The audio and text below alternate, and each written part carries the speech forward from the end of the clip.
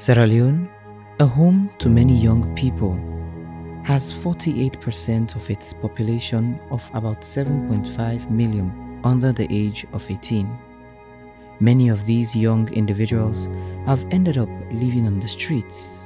According to a survey conducted by Help Need a Child International, the then Ministry of Social Welfare, Gender and Children's Affairs, and Streets Invest in 2011, there was a total of 49,698 children living and working on the streets of the capital, Freetown. Why I come on street for? Because of me and auntie no dey cook find her house. When my other auntie left shop one in her house, when they cook, they lock your own pikin there inside. We don't lock your own pikin there inside. And left one do. We need to do. Me auntie now, when they go now, then give me part of go buy business for car. When the car tell her, say auntie, this woman here, me too. If na someone they will put me, I know they go buy. I think this is how they will put me car can afford. There are no recent data on children like this 16-year-old child who have become homeless.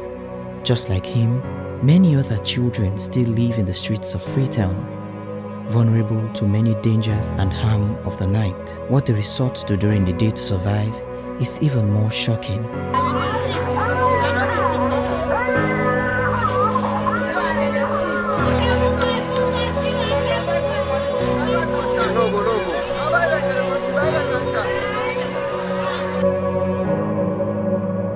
Like many of his fellow children, falling between the child age brackets living on the streets, they engage in menial labor to make ends meet.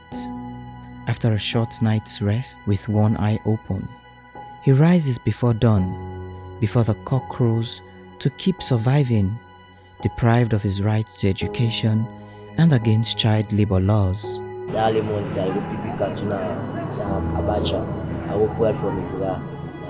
had my kids. Why don't play for me? Why we don't give me to forgive me? Why don't we do anything now? I will pick plastic. I'm going to pick plastic now. I can't eat. The Ministry of Gender and Children's Affairs, after being separated from the Ministry of Social Welfare, is now under the leadership of Minister Dr. Isata Mahoy. The ministry is mandated with the development, implementation, and monitoring of policies and legal frameworks that address issues related to women and children below 18. This includes ensuring the protection, welfare, and rights of these vulnerable groups in Sierra Leone. When I took up the ministry, this is one of the gaps that we identified. We have designed a study which will aid us with statistics, because we lack data in this country. There are data, piecemeal data, but all of these do not speak to one particular, like a comprehensive data you look for children's situation in Sierra Leone. I need to undertake this study so that you get a clear picture of how many children are in the street, how many went there on particular purpose, how many were being maltreated before they went on the street, how many were trafficked. So you get all of this.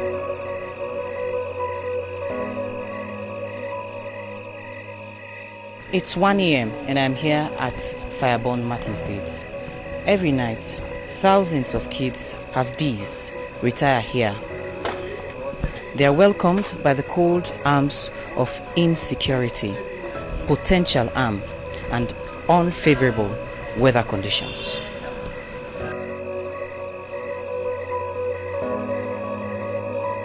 I visited a child welfare professional at Don Bosco Fambo, a local non-governmental organization that helps minors and young people in vulnerable situations in Sierra Leone.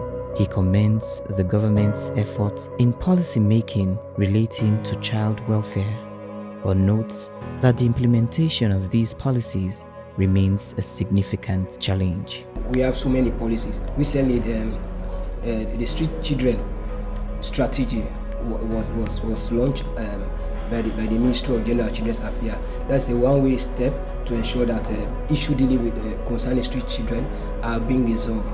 But again, what we always ask for as organizations, child protection organizations, or practitioners within the nation is for us to always see how these policies and laws are being enforced or implemented, especially at grassroots level.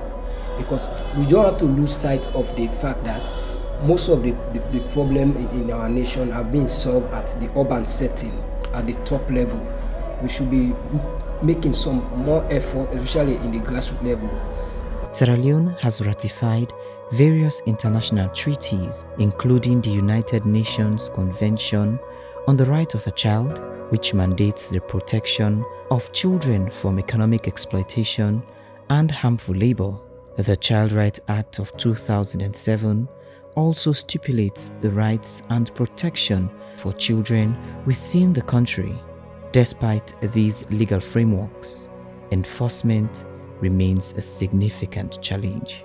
A chunk of these children is exploited by gangs and criminals, and they later resort to engaging in activities such as selling drugs, stealing, and prostitution.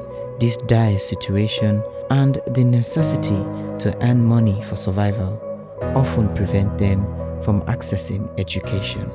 From what kind of that because we should time see get all about it.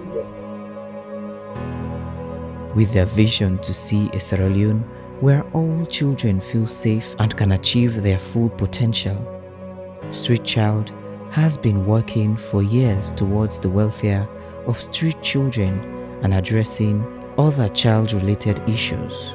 Cecilia Mansare is a project manager, UK Aid Match 6 UCAM project at Street Child Sierra Leone. She highlights some of their efforts in reducing the number of children living on the streets. We engage them with counseling, we facilitate their reunification with their families, because one thing we believe in is that the best place or safe place for a child to live is with the family. If the child is well integrated into that family, the child can cope and continue with his or her education. So we facilitate the reunification of these children, as well as also raising their awareness with the community, not to avoid stigma on these children, and then the enrollment into school and provide these children with school materials, empowering families to be able to look after their children. It's very key here, because a good number of the children are out there because they lack basic needs, basic attention from their families, which they cannot provide for the children. Children, they're on the street, but it doesn't mean all is lost in their lives. Adults should not see these children as rogues, as criminals, tagging them names. All of these attitudes reduce their self-esteem. They are looking at themselves that, oh, we can't make it any longer. They've already tagged us this way, and that's the way we're going to be. But rather, if we be fair with these children, we try to know their problems, we try to know what they're going through, and then we can better support them. It is undeniable that the government has boldly championed the development and monitoring of policies related to children's issues. However, further major interventions are recommended to improve the health and well-being of children living on the streets. These include safe shelter, proper nutrition, protection against abuse, and more. As we keep our ears on the ground, we eagerly anticipate the enforcement of state policies and laws regarding children living on the streets, which is considered very vital. Joseph Adomabu, AYV News, Freetown.